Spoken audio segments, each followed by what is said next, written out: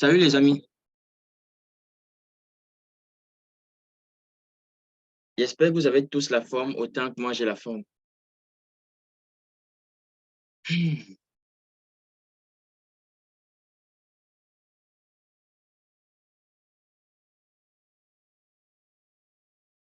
Euh,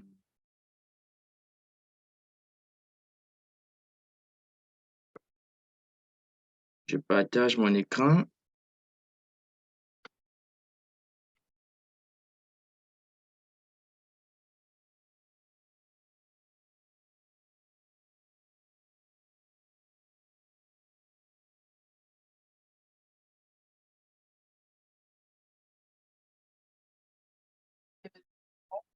C'était 5 jours, là. Ah ouais. Ouais. Ça, malheureusement, c'est ça, je croyais Et c'est déjà en train d'enregistrer. Euh, ça va se multiplier. Mais c'est je lis ce message.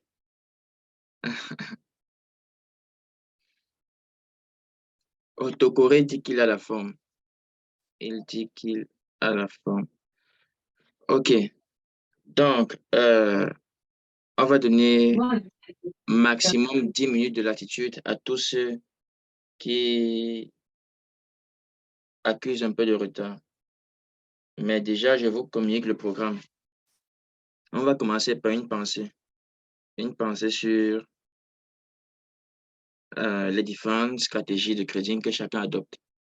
Pourquoi est-ce que ça ne marche pas? Pourquoi la même chose? Et on va essayer d'avoir un comportement et un raisonnement à contrario par rapport à ce qui pourrait nous aider. Et on va utiliser un peu l'absurde. L'absurde, bon, on va développer ça tout à l'heure. Vous comprendrez certainement mieux. Ensuite, on va analyser les marchés ensemble. Et après avoir analysé les marchés ensemble, on verra ce que j'appelle en fait le cycle du marché. Le cycle du marché. Et je crois que ça va beaucoup vous aider. Ce sont des choses que j'utilise personnellement. Donc, c'est un peu cela. Et on donne encore maximum 10 minutes au retardataire. Je mets d'abord une pause à l'enregistrement. Enregistrement.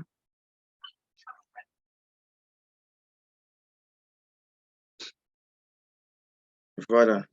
Je disais tantôt qu'on a accordé quelques minutes au retardataire et le temps, il est écoulé. Donc, on va commencer sans perdre beaucoup de temps. On va avoir 3 articulations aujourd'hui. La première articulation, ce sera une pensée pour le fait que pourquoi certaines stratégies semblent ne pas fonctionner. Pourtant, elles semblent parfaites, bonnes, mais avec le temps et les exécutions, euh, on se retrouve toujours négatif en fait. La seconde articulation, on va analyser les marchés ensemble pour essayer de déceler les opportunités pour la semaine à venir. Bon, la semaine qui a déjà commencé. Et la dernière articulation, on va parler d'un concept que j'intitule le cycle du marché. Et j'espère que ce concept va beaucoup vous aider. Et personnellement, il m'aide beaucoup. Donc, je pense qu'on peut commencer. C'est juste une pensée, une pensée. Beaucoup de traders, ils perdent de l'argent sur le marché, pourtant, ils semblent avoir une stratégie qui est vraiment bonne, qui est vraiment efficace. Bon, et dans leur stratégie, il y a vraiment de la discipline, hein. De la discipline, il y a vraiment de la rigueur dans leur travail, dans leur façon de faire. Mais ils se rendent compte toujours à un moment donné qu'ils ne sont pas rentables. Non pas parce qu'ils n'ont pas la bonne stratégie, mais en fait, ils ne comprennent pas ce qui se passe. Et moi, ça m'est déjà arrivé personnellement, que je sens au fond de moi que j'ai la bonne stratégie, mais ce n'est même pas tellement les émotions, en fait. Mais je ne sais pas ce qui se passe, mais je n'arrive pas à être rentable. Ça, c'était à l'époque, bien évidemment.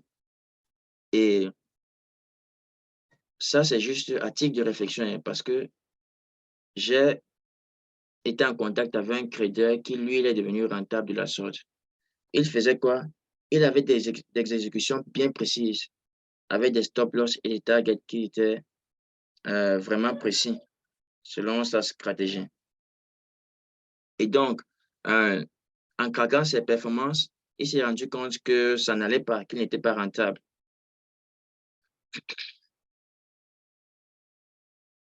Il s'est rendu compte en craquant ses performances qu'il n'était pas rentable. Et qu'est-ce qu'il a commencé à faire?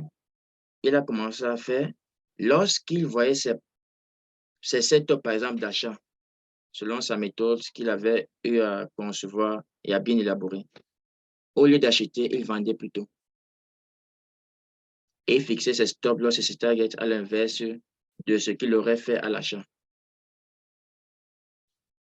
Et il a commencé à bâtir son trading de la sorte à l'inverse de la méthode qu'il avait bien élaborée.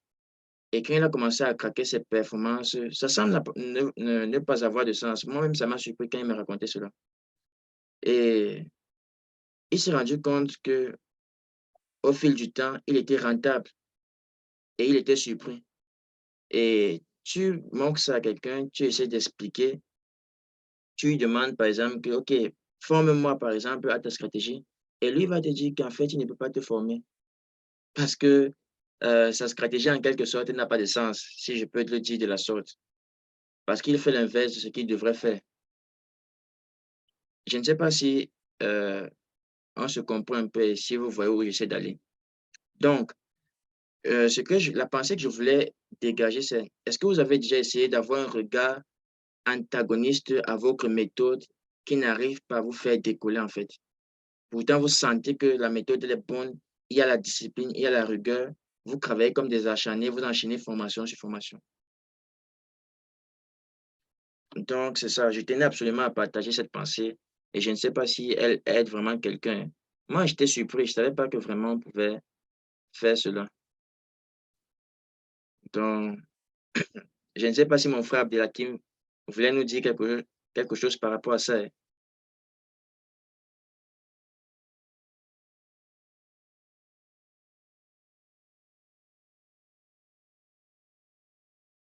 Quand il reste silencieux comme ça, je crains que les enfants, les enfants font un boucan énorme près de lui.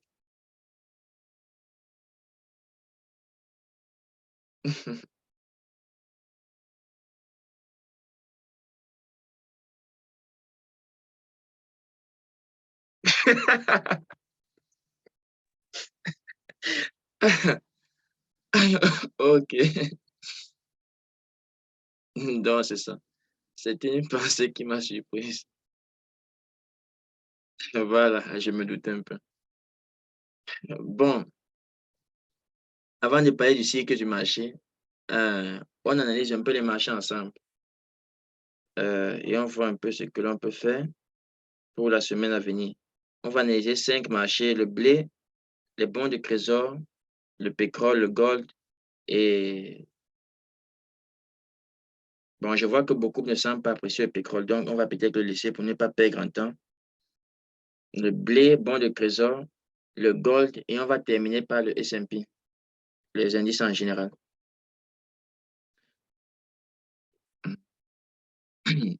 Bon, déjà, beaucoup, vous savez que j'analyse le marché en 1 heure et en 3 heures.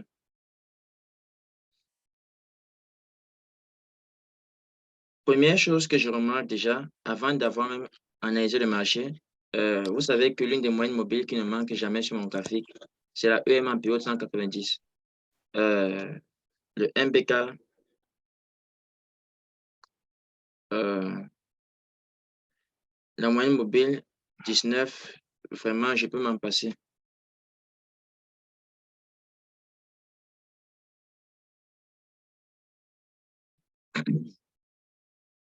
Donc, la 190, c'est le seul indicateur avec les volumes, bien évidemment, qui ne peuvent jamais manquer sur mes graphiques. Beaucoup de traders, quand ils analysent le marché sur les unités de temps supérieures, ils font ce qu'on appelle la convergence de tendance, que ce soit en 1 heure euh, et en 4 heures. Ils se rassurent et ils utilisent, bon, pour la plupart, la moyenne mobile en période 100. Moi, je n'utilise pas personnellement parce que je ne l'ai pas trouvé adapté selon mes convenances par rapport au backtesting que j'ai eu à faire. Donc, c'est pour ça que j'utilise la 190.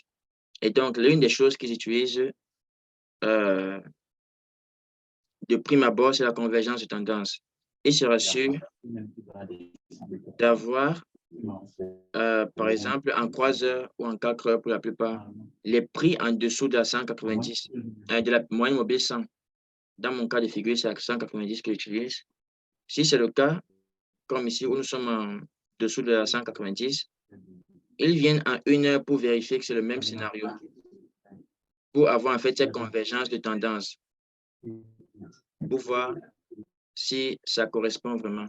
Et vous voyez qu'en 3 heures, nous sommes en dessous et en 1 heure, nous sommes au-dessus. Et dans ce genre de cas, de prime abord, on se placerait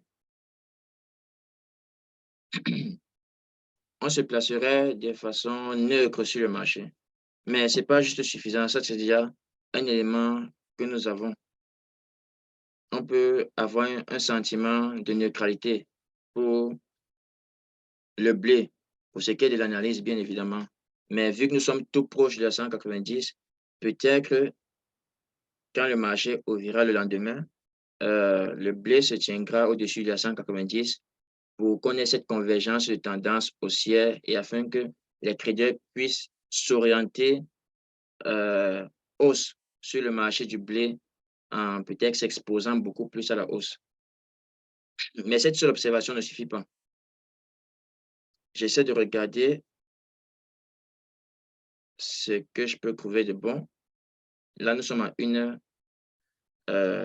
Déjà, la tendance, elle est gravement baissière en 1 heure. Malgré que la tendance soit gravement baissière, je vois qu'on a cassé ce niveau-ci. Mais ce n'est pas tout et je trouve ça un peu léger encore.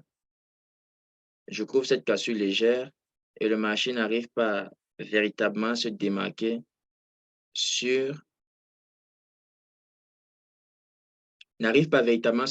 au-dessus de la 190. Parce que pour moi, cette cassure, elle ne suffit pas. Il faut cette cassure, bien évidemment, mais il faut également que on sente de la solidité au-dessus de la 190. Et pour l'instant, ce n'est pas encore le cas. L'autre chose que je remarque très rapidement et qui fait partie de mes principes en analyse, c'est de toujours tracer les ranges. Et je vous ai montré un peu le week-end passé comment je traçais mes ranges. Et j'ai tracé ce range-ci parce que j'ai cette base-ci qui peut se former par ces deux sommets et j'ai ce sommet-ci. Donc, j'ai ce range ici, le blé, qui a été cassé à la hausse.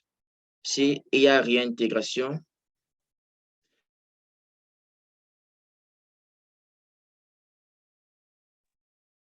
si j'ai réintégration, à l'intérieur de ce range, c'est là que ça deviendrait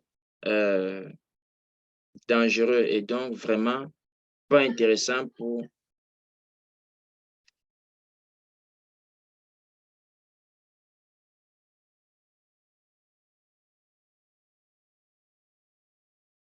donc si j'ai réintégration à l'intérieur de ce range, vraiment, ce ne serait pas intéressant. Donc, c'est pas très intéressant, selon moi, de vouloir tellement miser hausse sur le marché du blé. Donc, personnellement, je pense que sur le blé, il faudrait attendre une confirmation de réintégration pour s'orienter davantage baisse, surtout qu'on a la tendance de fond qui est de notre côté, sur du 3 heures et du 1 heure. Donc, en 15 minutes, essayer de privilégier les scénarios baissiers et si possible, beaucoup plus s'exposer en termes de l'eau sur le blé à la baisse. Donc, on peut encore faire tout un tas d'analyses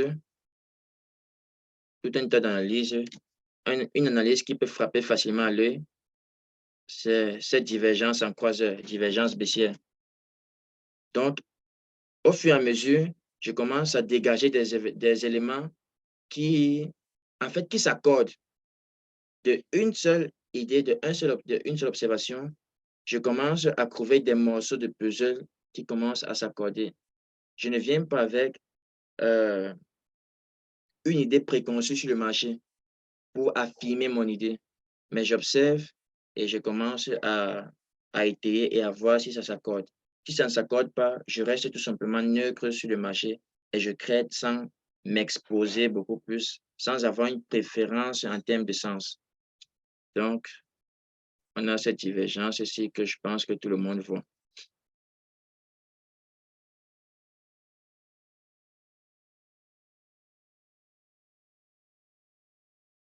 Sans souci, frère, vous aurez l'enregistrement après, après le Zoom.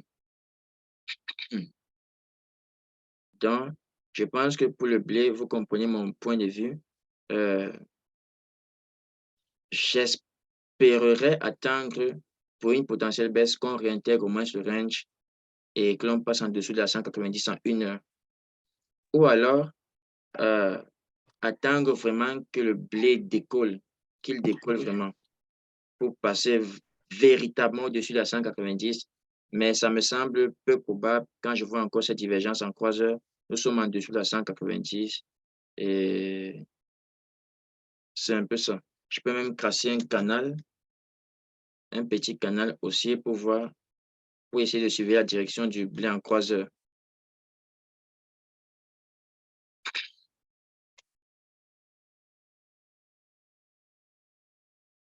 Donc, je peux casser ce canal-ci pour mieux suivre cette direction, pour voir où on va casser en 3 heures. Euh, je peux faire pareil, même en 1 heure ici. La convergence de tendance marche également sur la convergence de tendance marche également pour les couloirs. Chercher de la convergence de tendance par rapport aux couloirs. Bon, ça c'est autre chose, on verra peut-être ça prochainement. Donc, c'est un peu ça. Et on observe pour avoir de meilleures confirmations certainement sur le blé. On va attaquer un peu le gold en 1 heure. Une petite précision, il faut savoir que nous n'analysons pas le marché afin d'imposer notre rythme au marché, hein, ou bien pour avoir absolument raison. Nous analysons le marché afin de ne pas être surpris. C'est pour ça que parfois, que lorsqu'on a même souvent des analyses qui sont même erronées, des personnes critiquent souvent inutilement. Pourtant, le but de l'analyse, ce n'est pas d'avoir une prédiction qui est parfaite, mais c'est d'avoir une prédiction qui nous aide à ne pas commettre d'erreurs. Parce que si ton analyse ne fonctionne pas, en fait, tu retournes tout simplement ta veste. C'est à ça que c'est l'analyse. Et non à montrer que tu es un super génie sur les marchés, que tu prédis tout avec exactitude. Donc, en fait, vraiment, parfois, moi, je ne comprends pas les personnes. Euh, C'était juste une parenthèse. Quand on analyse comme ça, vous n'êtes pas des super hommes sur le marché parce que vous avez parlé, parce que vous avez analysé ainsi, le marché, lui, va vous obéir, non. Mais vous analysez ainsi pour ne pas être surpris et d'avoir toujours un coup d'avance. Déjà, quand j'analyse le gold en 1 heure, bon, je regarde d'abord les moyennes mobiles, comme tout le monde le fait, la 190 pour moi personnellement. Nous sommes en dessous de la 190 et en 3 heures, nous sommes encore dessus. Donc, il y a comme neutralité. OK, je passe à un autre élément d'observation. Je reviens à 1 heure. La première chose que je remarque, c'est que la tendance de fond, elle est haussière en 1 heure. Je viens en 3 heures. Je remarque pareil parce qu'il y a longtemps qu'on a cassé cette ligne-ci, pardon, qu'on a cassé cette crainte et le gold tient bien depuis que cette crainte a été cassée au-dessus de la 190. Donc, déjà, cette simple observation euh, semble vouloir me mettre en confiance sur le crainte haussier du gold, sur le fait d'avoir mon appréciation toujours à l'achat sur le gold. Maintenant, je commence à essayer de faire des remarques intelligentes. On a eu ce pullback-ci avec une mèche sur le gold, sur la 190, à ce niveau-ci, et qu'on a eu ça, le marché est allé à la hausse. À ce niveau-ci, on vient avoir un scénario pareil, quoi qu'il n'y a pas eu de mèche, un scénario semblable. OK, c'est toujours un élément intéressant à prendre en compte. En termes de crainte, je vois ceci qui peut être intéressant à surveiller. Cette crainte qui a tenu pour voir s'il y aura un rebond dessus, avec une mèche, si possible, et pourquoi pas une divergence. Donc, j'essaie d'anticiper les scénarios. Bon, je fais un peu un copier-coller.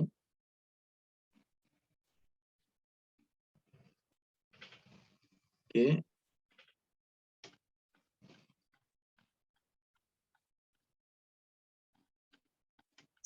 Bon, ceci, le couleur ne me plaît pas vraiment. Donc, je vais me contenter de casser le range qui est visible. Je crois que tout le monde pouvait voir ce range. Je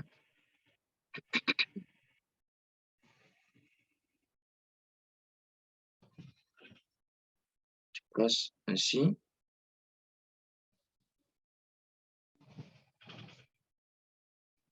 OK. Donc,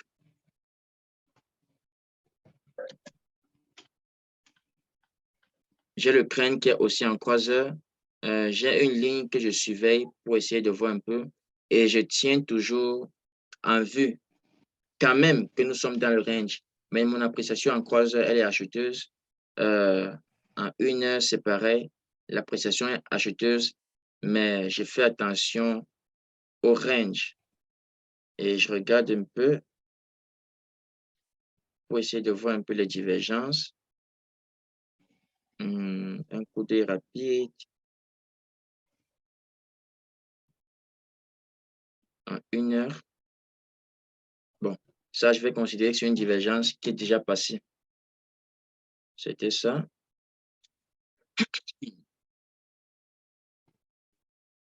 C'était ceci. Donc, et le marché, avec la mèche en plus, et le marché, il a plongé. Donc, je considère que c'est déjà passé le mouvement de cette divergence a déjà été accompli. Donc, je reste à l'affût et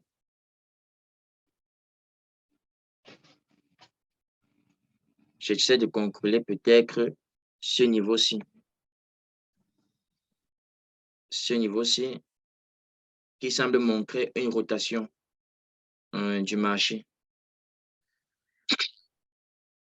Donc, voyons un peu voir ce que le marché du gold dit, mais mon appréciation, elle est acheteuse. J'essaie juste de montrer comment moi j'analyse le marché en fait, sans beaucoup me casser la tête. Le bond de trésor, et on va clôturer par le S&P, qui est le marché sur lequel on parlera du cycle du marché.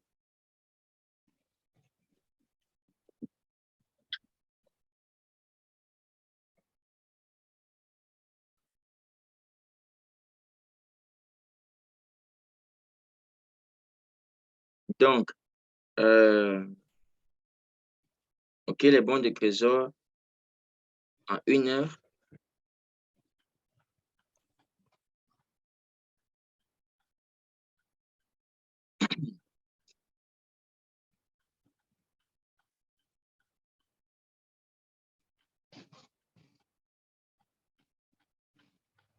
Bon, première chose que je remarque, nous sommes en dessous de la 190. En croiseur, nous sommes en dessous de la 190. Première appréciation, selon la moyenne mobile, on s'orienterait baisse. Seconde appréciation, ça, je peux considérer que c'est obsolète, donc j'efface. Seconde appréciation, je peux casser cette crainte. Nous sommes en croiseur là. Troisième appréciation, est-ce qu'il y a une divergence? Non. Cette petite zone-ci me dérange pour la divergence. Donc, je ne considère pas ça. Troisième observation, le pullback après la cassure de la 190. Nous sommes en croiseur toujours. Quatrième observation, la cassure de la 190 se fait avec une bougie très importante. Ce n'est pas une bougie timide. Le marché, il va vraiment. Et même le pullback, quand il vient se produire, il vient se produire avec des bougies importantes en croiseur. Donc, mon appréciation sur du croiseur pour les bons de trésor, c'est une appréciation vendeuse. Quand je viens en 1 heure sur les bons de trésor, et bon, quelque chose aussi qui tout le monde a remarqué, c'est un triple top en fait, ici. Un triple top avec cassure de la ligne de cours.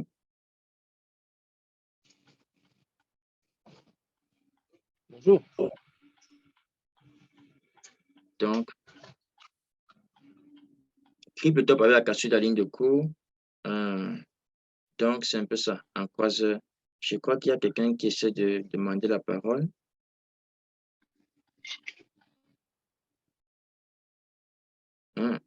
Salut, Asie. Je ne sais pas, est-ce qu'il y a quelqu'un qui demandait la parole?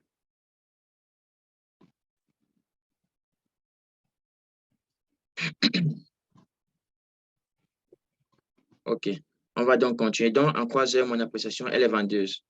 Je reviens à 1 heure sur les bons de trésor pour essayer de voir un peu la tendance semblait haussière, mais je peux casser cette trend line. Je peux même faire ainsi. Je trouve ça plus cohérent par ici.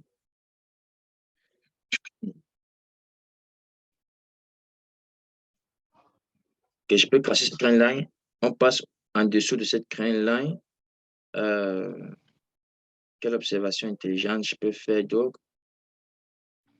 Nous sommes en dessous de 190. Est-ce qu'il y a une divergence? Est-ce qu'il y a un range?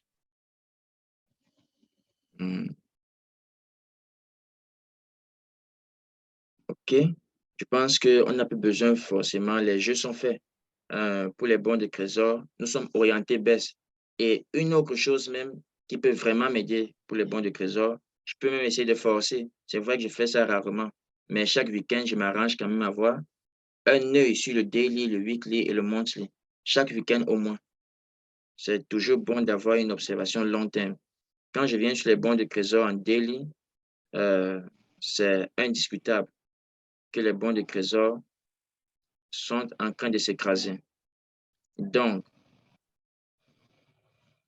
disons que les bons de trésor essayaient juste de respirer un peu. La hausse que nous avons constatée là, c'est ce petit morceau-ci en daily. Donc, vous convenez avec moi qu'il est plus pertinent de chercher à vendre les bons de trésor qu'à en acheter. Hein? Et surtout qu'en daily, on commence à avoir une divergence. Donc, c'est très grave ça. C'est vrai que le marché ne peut pas tomber indéfiniment. Mais fondamentalement, quand je dis fondamentalement, du point de vue analytique par rapport à ce qu'on observe, le marché, il doit tomber en fait. Donc, on a cette divergence ici en daily. C'est vrai qu'elle est toute petite, mais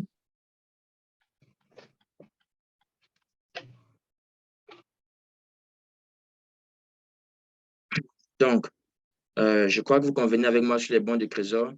Il serait plus intelligent si on veut s'exposer en termes de l'eau, c'est de s'exposer beaucoup plus à la vente.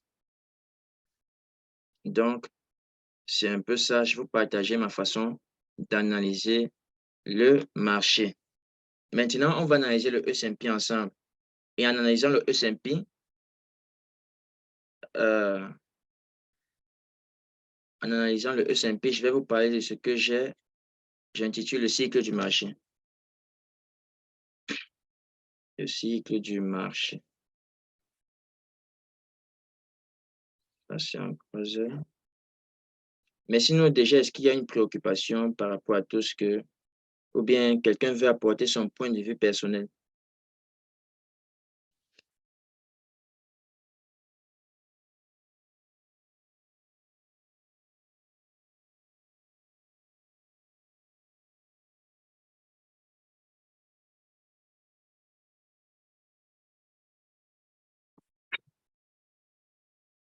Je sous-entends que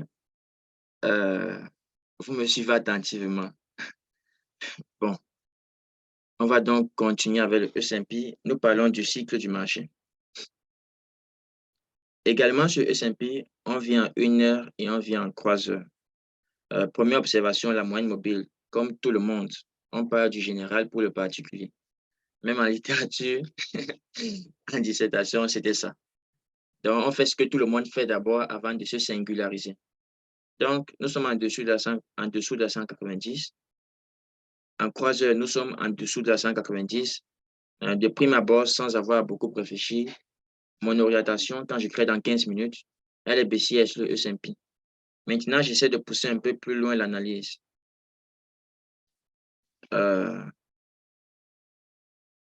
Décrasser même que je ne fasse jamais.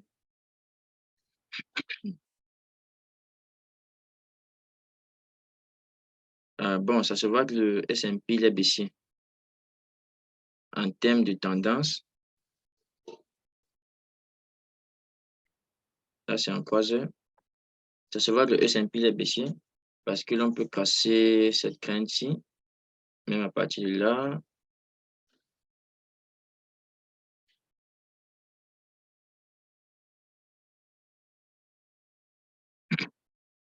Et voilà quelque chose de très important qu'il fallait absolument que je dise, ça allait m'échapper. Lorsque vous cassez une crainte et que vous vous rendez compte que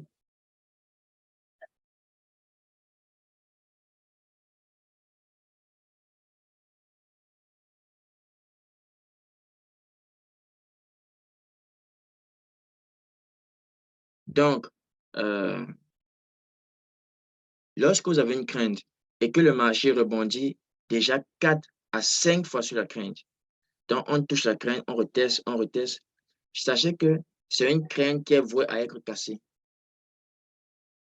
Mais si c'est une crainte il n'y a pas beaucoup de retests dessus, sachez que les retests qui viendront dessus sont en fait, des retests, simplement des rejets pour que le marché fasse juste le pullback dessus. Mais lorsque ça a déjà fait beaucoup de retests et que le marché revient encore dessus, soyez attentifs parce que cette arrivée-là, c'est pour que cette crainte soit cassée. Parce qu'il n'y a aucune crainte qui est invincible. Pour que vous compreniez la profondeur de ce que j'essaie de dire. Si une crainte a été touchée plusieurs fois, c'est obligatoire qu'elle doit être cassée. Maintenant, le problème va se trouver au niveau du timing. À quel moment la crainte va être cassée? Comment? C'est ça qui fait un peu problème. Ce n'est pas toujours évident à savoir et à voir.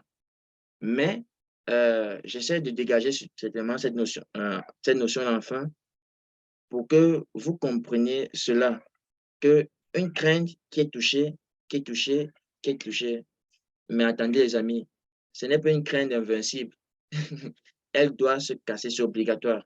Dès qu'elle a déjà fait 4, à partir du 4e touch, je vais dire de la sorte, voire le 5e, si le marché vient encore dessus, ça doit être cassé en quelque sorte. C'est en fait un peu comme une loi de la nature, une loi du cosmos, pour montrer qu'il n'y a personne qui est invincible sur les marchés financiers. Il n'y a aucun niveau qui est inaccessible. Mais si c'est une crainte qui est légère, quand je dis légère, c'est peut-être qu'il y a juste eu 2 frappes légères. C'est possible que la frappe qui vient, c'est juste pour faire le pullback. Tout comme ça peut casser.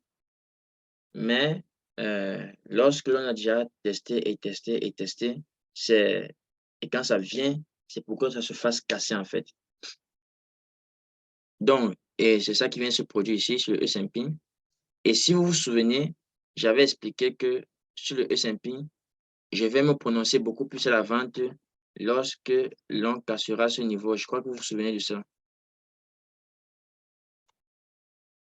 Hmm? parce que je suivais que l'on passe en dessous de la 190 en croiseur et qu'en 1 heure, par rapport à 190, j'ai cette convergence de tendance. Mais à ce niveau-ci, je n'avais pas encore cette convergence de tendance et j'ai attendu encore un peu pour observer le S&P parce que la cassure d'une moyenne mobile, bien évidemment, on sait qu'il y a des fausses cassures de moyenne mobile, tout comme il y a les fausses cassures de trendline. Donc, j'ai attendu pour observer un peu et le marché il est monté. C'est justement pour ça que j'avais dit cette fois-là que moi, j'attendrai plutôt qu'on casse ici. Et quand le marché vient casser ce niveau, avec une bougie qui n'est pas du tout timide, le marché du S&P, il est en train de plonger. Ça, c'est en 1 heure. Donc, mon orientation, elle est baissière sur le S&P 500. En 1 heure, bon, pas besoin de faire groupe d'analyse, je dirais un peu même inutile. On a un double top qui peut nous permettre en même temps de tracer un range selon ce que j'avais montré. Ce range-ci était même encore mieux visible là-bas en croiseur. Moi, je préfère voir ça en croiseur. Bon, c'est tout flou ici. Et nous savons que généralement, lorsqu'il y a cassure de range, l'objectif, c'est souvent au moins 100% du range. Donc, selon ce principe, le S&P déjà, même si on voulait prendre une petite observation sur du très court terme, il n'a pas terminé sa course par rapport à la cassure de ce range. Donc, on est toujours bien prononcé vente. Bon, ça, c'était juste pour l'analyse. Maintenant, pour ce qui est du cycle du marché,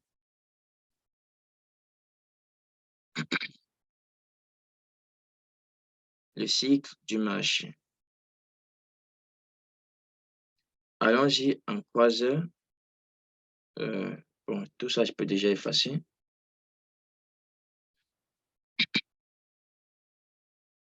Mais je garde cette crainte, ce support qui a été cassé ici, ça nous aidera.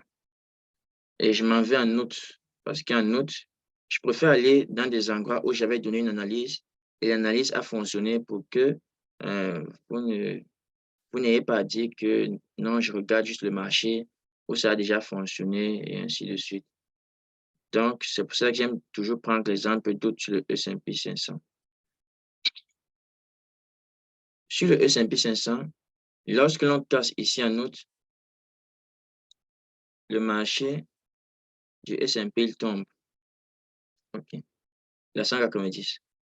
Le marché, il revient au-dessus, mais c'est très léger. Quand on casse à nouveau, il tombe et quand il tombe, c'est plus brutal que la première fois. Quand il tombe, c'est plus brutal que la première fois qu'il était tombé, après la cassure de la 190. Maintenant, j'observe le marché. Le marché fait comme une cassure haussière. Et bon, il casse véritablement, ça part à la hausse. Et le marché revient. Et à ce niveau-ci, ça casse, mais ça ne plonge pas. Et s'il fallait partir selon le principe précédent, comme quoi ça casse à 190 et ça plonge brutalement, ici, on se serait fait avoir à ce niveau-ci. En termes d'analyse, je suis en train de parler du cycle du marché et je m'en vais quelque part, les amis. Maintenant, pourquoi ici, par exemple, je n'aurais pas eu directement cette appréciation vendeuse par rapport à la cassure de la 190? Juste avec le même style d'observation que j'ai fait ici, je me méfie d'abord que ça peut être une fausse cassure de moyenne mobile et j'attends un peu pour observer et voir si je peux plutôt casser un support que je vais conclure de sorte à ce que si on casse ce support-là, je me prononce clairement selon le sens où on se trouve par rapport à la moyenne mobile. Donc, je reviens, c'était en novembre déjà. Voilà, c'était ici. Donc, c'était pour montrer pourquoi je ne me serais pas fait personnellement avoir ici. Maintenant, le marché continue et ça monte même sur le S&P 500. Et jusqu'à ce que ça vienne faire cette petite feinte ici et que je casse ce support-ci. Et maintenant, le marché du S&P vient casser. Maintenant, je tire un peu le marché pour que vous compreniez où je vais. Je suis en train de parler du cycle du marché. On se rend compte que depuis un certain temps et depuis le début d'année, le marché du S&P 500, des indices américains, en général, ne font que tomber de façon générale.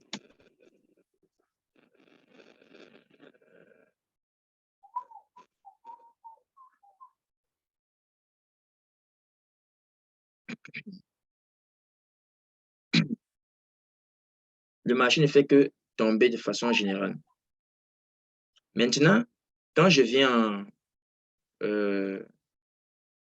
sur mes unités de temps dans lesquelles j'analyse en favori, je le dis ainsi, je me rends compte que quand le marché casse à 190 et qu'il tombe, c'est plus brutal que lorsqu'il monte en fait.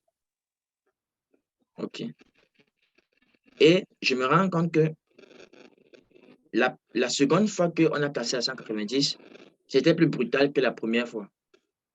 À cela, je peux sous-entendre que la troisième fois qu'on casse la 190,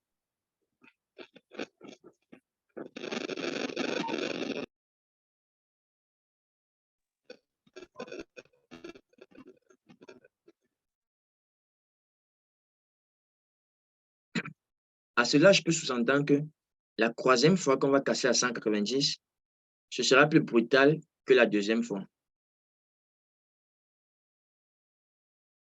Maintenant, déjà même en termes d'analyse, notre analyse nous montre que le mouvement n'est pas encore épuisé et que ça va continuer à tomber, selon l'appréciation de notre analyse avec le range qu'on a cassé. Je prends un peu le Fibonacci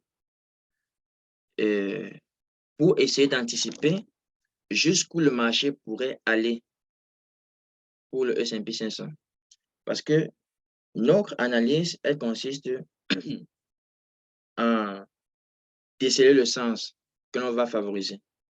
Mais maintenant, ce n'est pas suffisant et c'est un peu limité pour un trader qui est un analyste également. Il faudrait pouvoir, si quelqu'un te consulte, tu es un trader, tu es quelqu'un en fait qui fait dans l'économie, parce que c'est ça une réalité. Et la personne te demande, OK, tu penses que les indices américains pourraient aller jusqu'à quel niveau? Il faudrait que tu puisses donner une appréciation qui a de la valeur vraiment.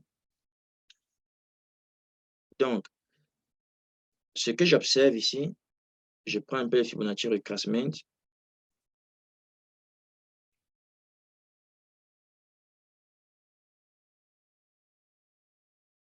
Je prends juste ce tronçon d'abord, celui qui m'intéresse, le premier ici. D'après la cassure, je me rends compte que voici la distance du mouvement qu'on a eu à faire.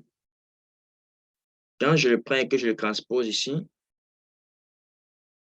je fais un copier-coller. Quand je fais ainsi, je réduis de la sorte. Attendez. Je me rends compte qu'on a pratiquement fait les 100% de la première impulsion après la cassure de la 190. OK. Donc, je peux effacer. Maintenant, avec cela, je veux essayer d'anticiper la troisième cassure que j'ai eue récemment, jusqu'où pourra aller le S&P 500. Et qu'est-ce que je peux voir? J'utilise encore le Fibonacci retracement. Je prends ici, je crache jusque là pour le tronçon.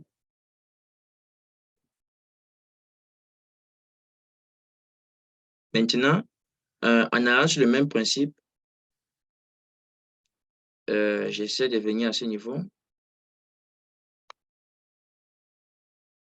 pour essayer d'anticiper jusqu'où pourrait aller le S&P 500. Et on va se comprendre quelque part, les amis. OK. J'ai déjà ça. Je fais du copier-coller pour avoir le double de la distance environ. Donc, ça semble un peu fou, n'est-ce pas, de donner cette analyse-ci. Donc, j'évalue le S&P pour l'année 2023 qui est en train de venir sur le premier trimestre de chercher environ ces niveaux-ci.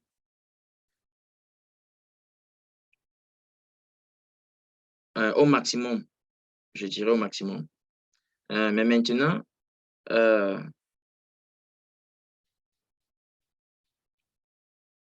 j'essaie de trouver un minimum et le minimum, ce serait,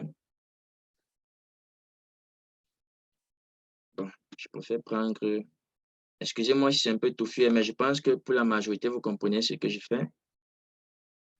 Je préfère prendre ça de la sorte.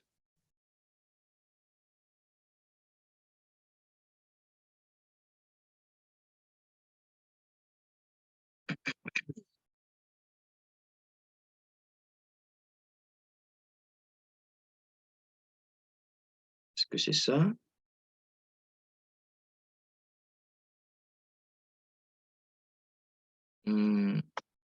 Où je fais l'inverse.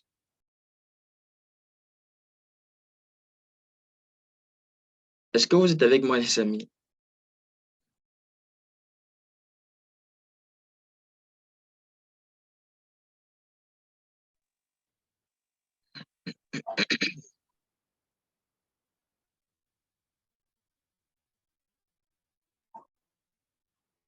OK. En fait, ce que je voulais dire, c'est que le minimum, d'après moi, que le S&P ferait, ce serait les 1,618 de cette distance. Et les 1,618 de cette distance se trouve en fait quelque part ici. Quelque part ici. Là. Comment? Je crois que pour la plupart, j'ai affaire à des intellectuels. Les 1,618 se trouve ici. Pourquoi? Parce que le premier Fibonacci retracement, ça fait les 100%. Et le deuxième Fibonacci retracement, on sait que l'inverse de 0,618, c'est 38, c'est 0,3820. Je la sorte.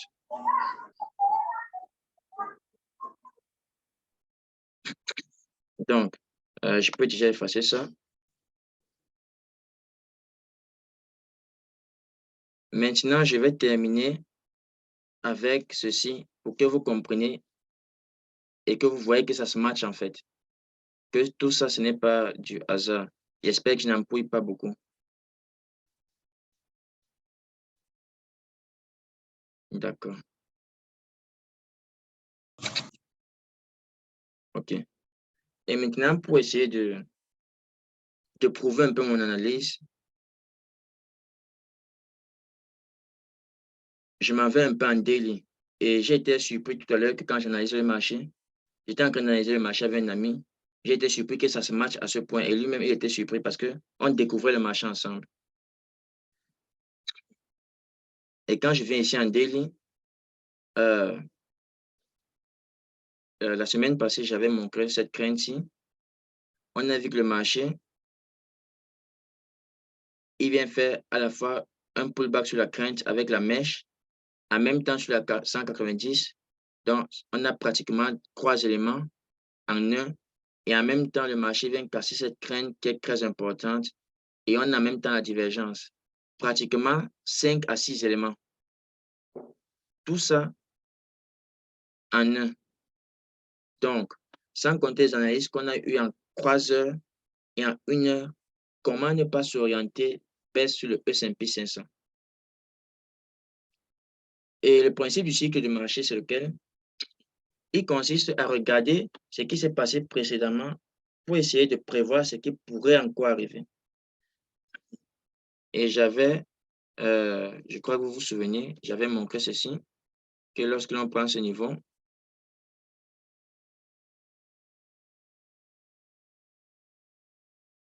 bon, je laisse puisque j'avais déjà montré cela. Je n'ai pas envie de perdre beaucoup de temps aux personnes. C'est dans le groupe de toute façon. cette analyse-là. Mais, quelle est mon appréciation sur le S&P? Et jusqu'où le S&P pourrait aller selon moi?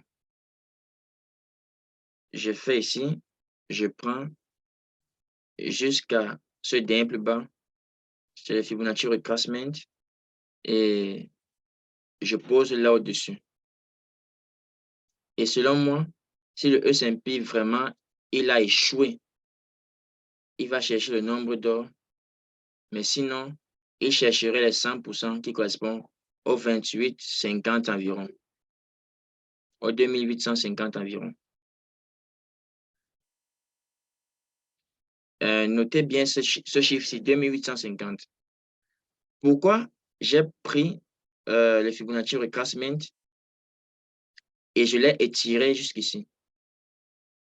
Parce que, et ça c'est capital les amis, parce que cette zone est une zone très importante.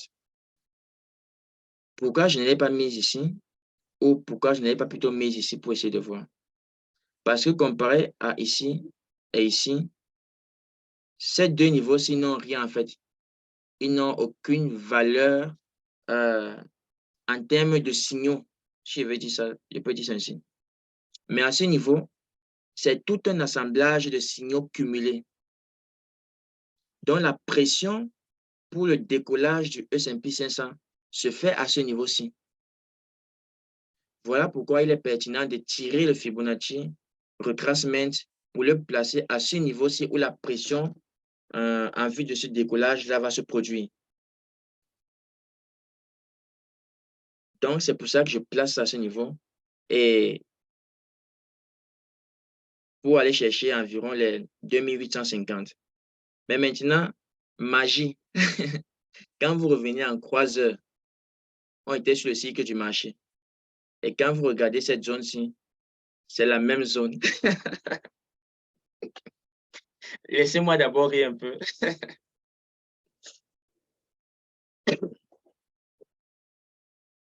C'est une sacrée coïncidence, n'est-ce pas?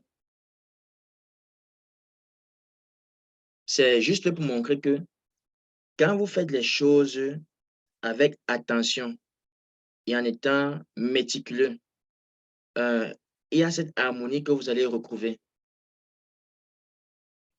J'ai analysé le marché en une et en 3 heures et j'ai été surpris que quand je m'en vais en daily et j'analyse le marché, je trouve les mêmes niveaux. Et vous avez vu que le calcul qu'on a fait en 3 heures avec le Fibonacci retracement pour trouver ce niveau-ci, ce n'est pas la même chose qu'on a fait en daily. On a utilisé deux scénarios différents. À ce niveau-ci, j'ai utilisé le cycle du marché pour déceler ce niveau-ci. J'ai utilisé le cycle du marché.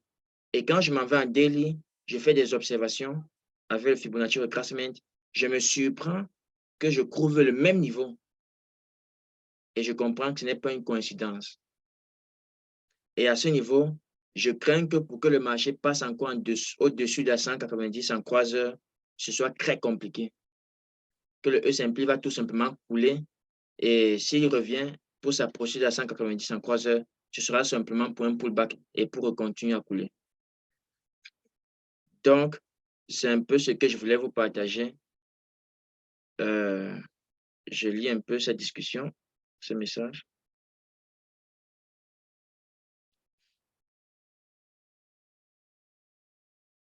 Donc, c'était un peu ça. Pour résumer, le cycle du marché, c'est faire des observations sur ce qui s'est passé après avoir bien sûr analysé le marché. Après avoir analysé le marché, on essaie de déceler si c'est un mouvement qui pourrait pousser très fort et jusqu'où ça pourrait aller. Donc, on fait des observations sur ce qui est passé antérieurement et on essaie de tirer sa propre singularité. Si on fait ce que tout le monde fait, on aura les résultats de tout le monde. Donc, c'est un peu ça. J'ai beaucoup parlé. Je ne sais pas s'il y a des préoccupations, des zones d'ombre. Je vous écoute, les amis.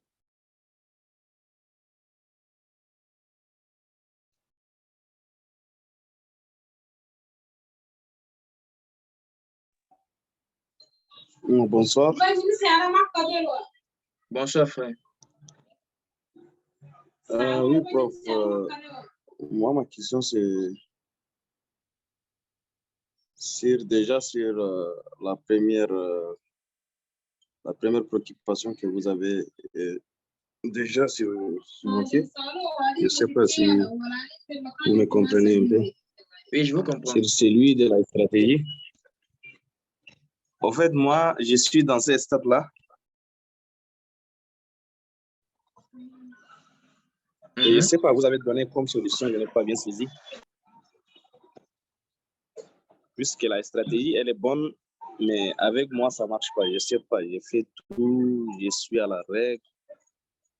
Et très regret même.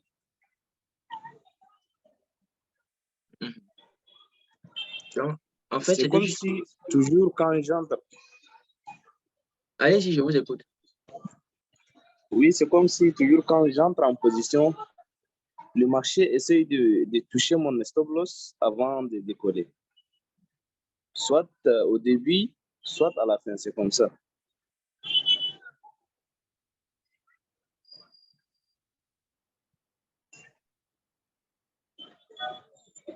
Je termine. D'accord. Et pour ce qui est du stop loss, il faut savoir que ça arrive à tout le monde. Ça arrive à tout le monde. Moi, il y a eu des analyses que moi j'ai eu à donner. Ou bien je partage par exemple à un ami, je lui dis OK, ici je vais entrer en position sur peut-être sur le gold à l'achat. Et j'entre en position et peut-être je viens placer mon stop loss à break-even.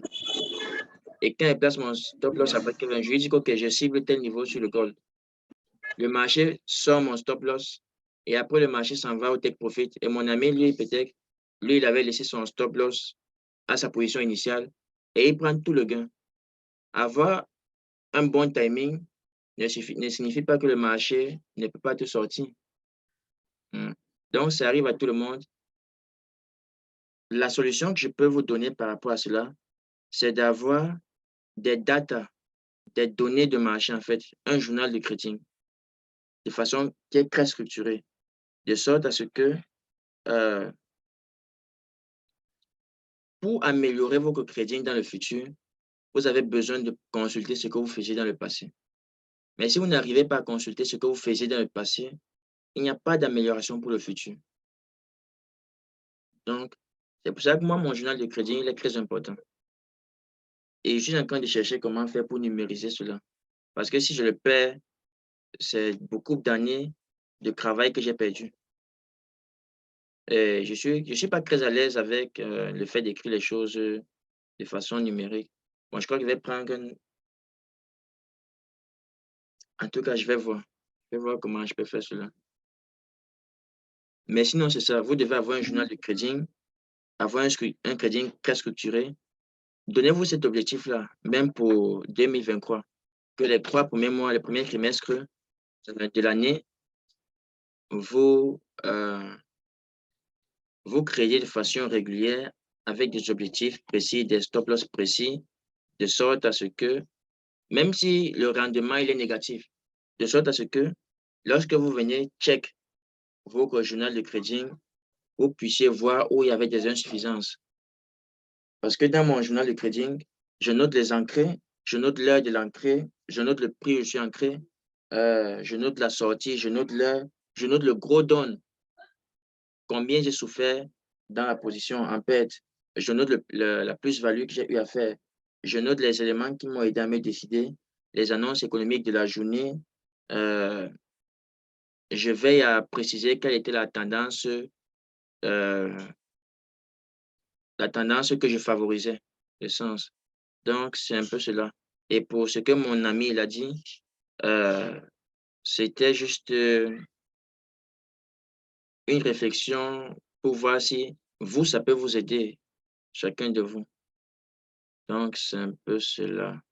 J'espère avoir pu répondre quand même un peu, un tout petit peu seulement. Oui, oui, effectivement. Merci beaucoup. Ça va m'aider. D'accord. Voici un de mes amis, un ami, Abdelhakim. Il est en live avec Apex et il témoigne également que lui aussi, là, il prend des break-even. Donc, personne n'est invincible sur le marché. Donc, désillusionnez-vous déjà. Mais il faut juste savoir gérer et pouvoir consulter vos données antérieures.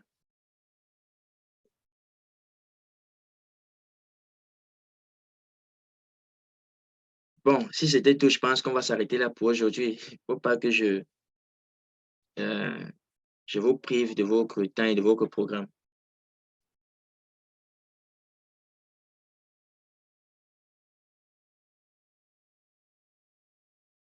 D'accord. J'espère que ça vous aura plu et je vous souhaite d'avoir beaucoup de targets au courant de cette semaine. Donc, bonne semaine à vous.